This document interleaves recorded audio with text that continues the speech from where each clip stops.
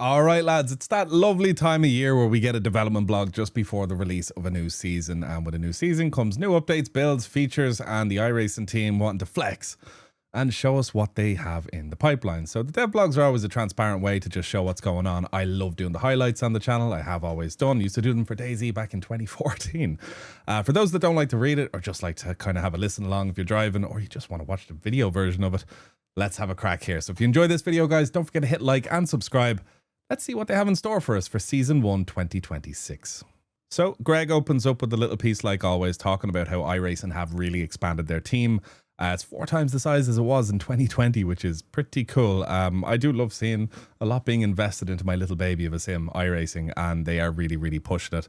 They're talking about new stuff coming, whether it's the new graphics engine. They're talking about the success of releasing and getting finished iRacing Arcade, and yeah, basically just opening up and saying that the team is expanding and the team is able to work on more things than they have ever before. So this is just great things for those iRacing fans out there. So the way they're going to do it is they'll show new content, move on to features and improvements, and conclude with a brief little look into the future, like always. So let's have a little look. So first we have Season 1 2026 tracks. We have Adelaide, South Australia. So this track, obviously, most people do know this. This is a very popular track.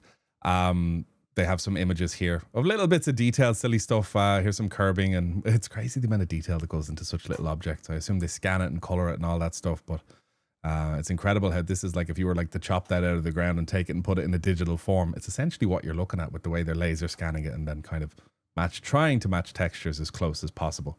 Next up is Miami. So Miami is coming to iRacing, the Miami International Autodrome. I assume this is the same one where the F1 takes place. If it is, which I'm pretty sure it's going to be that. It's a groovy track. I would have taken that before Mexico any day. I don't know if I'd be jumping to race on it, but who knows? It could be a very cool track. Like that last sector in Miami is pretty interesting. But yeah, Miami's coming. Awesome. Lucas Oil Speedway as well will have a dirt section added to it. Not much of a dirt person, and I haven't been to Lucas Oil Speedway too much, but that's getting some bit of love. Rockingham Speedway as well is finally getting a little cherry put on top of it.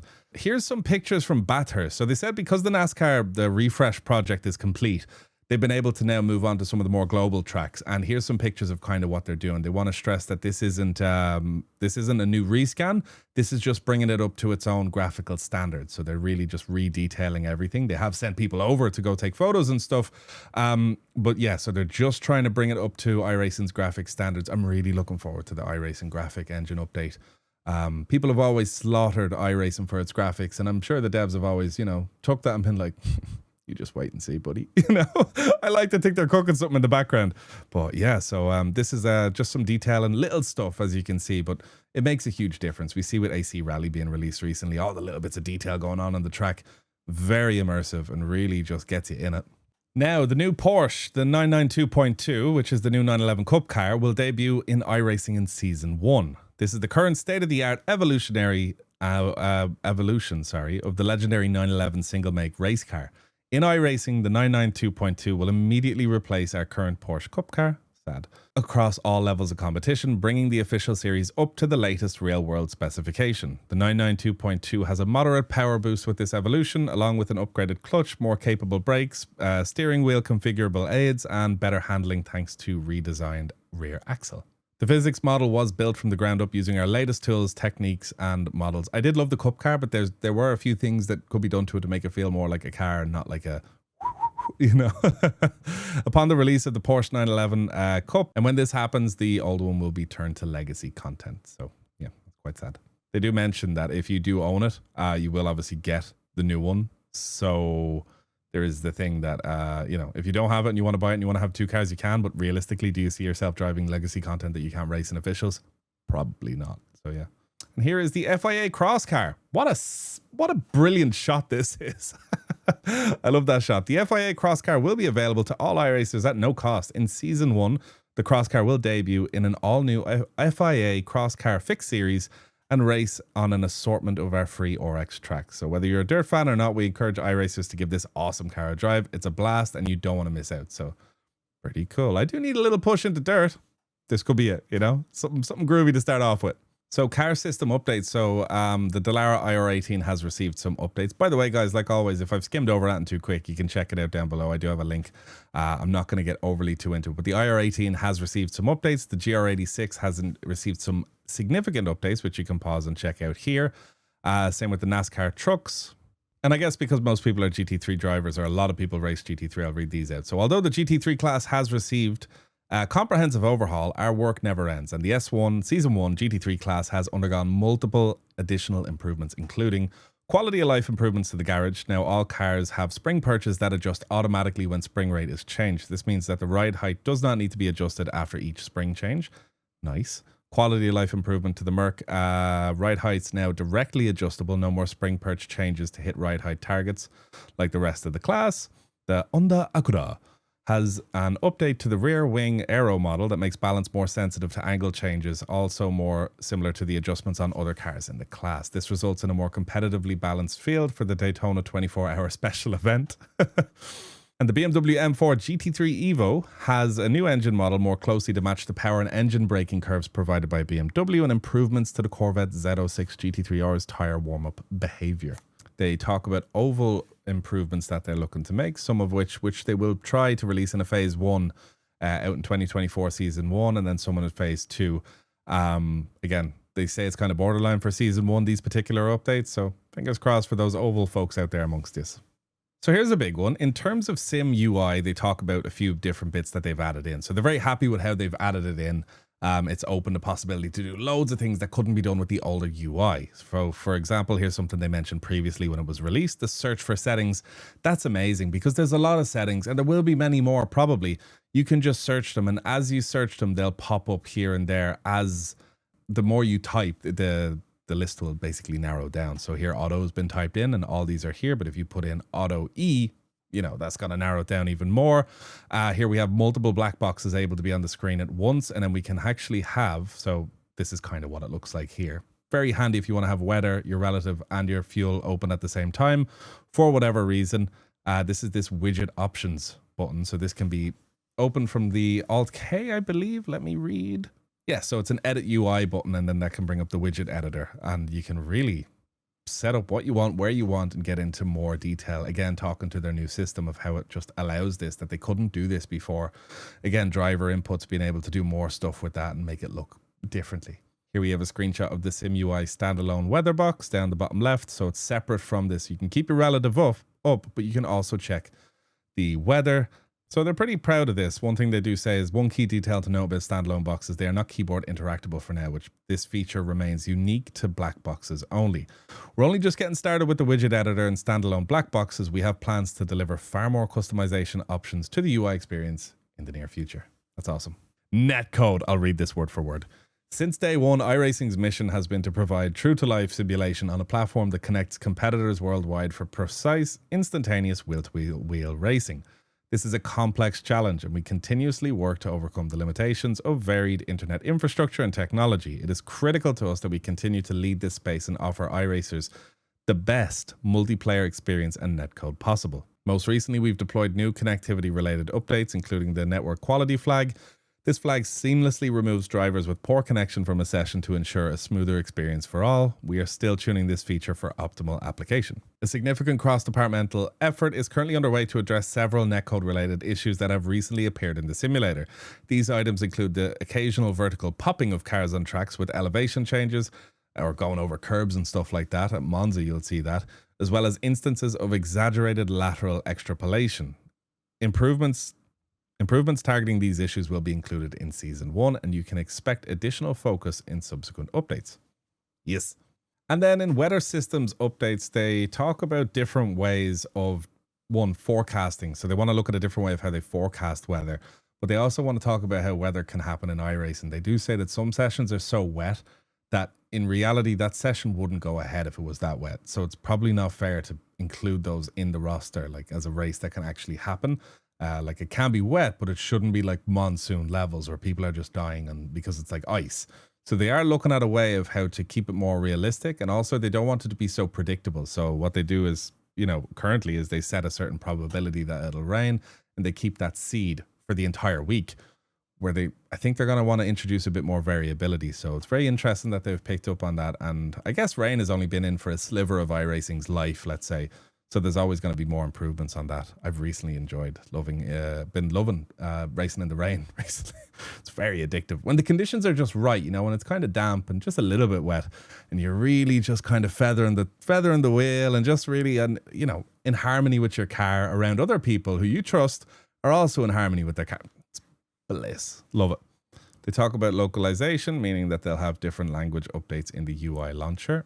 And now they want to talk about some future initiatives that they have going on. They say, note, this is not a comprehensive list, and there are many projects ongoing that they will save for a future update. They talk about audio, of how they just want to make it all round better, how they can mesh all the ambient sounds together, how they can have reverb on the inside of the car kind of affecting how the colors of audio come through. They really, really care about audio. The way this is written by someone who really understands audio, and I think Greg Hill does the audio on iRacing, if I'm not mistaken. So yeah, they're working well on audio. I've noticed some audio bugs. I don't think they had mentioned anything particularly about it. When a car passes you, it's like, bah, bah, bah, bah, bah. It's like the audio's cutting in and out. It's quite immersion breaking, which is a shame, but I'm 100% sure they are literally all over it. So yeah, they do mention this audio engineers on the future of sound in iRacing. It's a year-old video. I seen it a year ago. I would go check this out if you're interested, because it just shows on the different effects that they want to get into iRacing and just the processes of how they do it. They talk about their reverb system.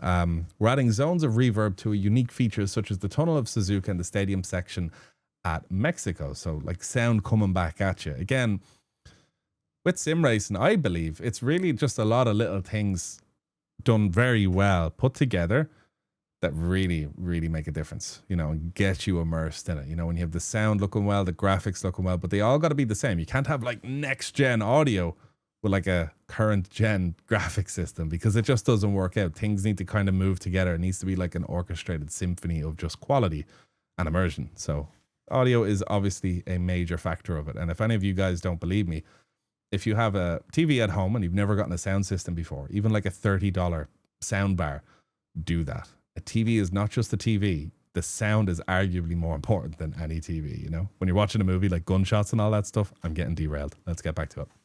They talk about the sim UI, talking about like telemetry and stuff, and possibly some features that may lead to debate. It's all great and the future's exciting. Love that.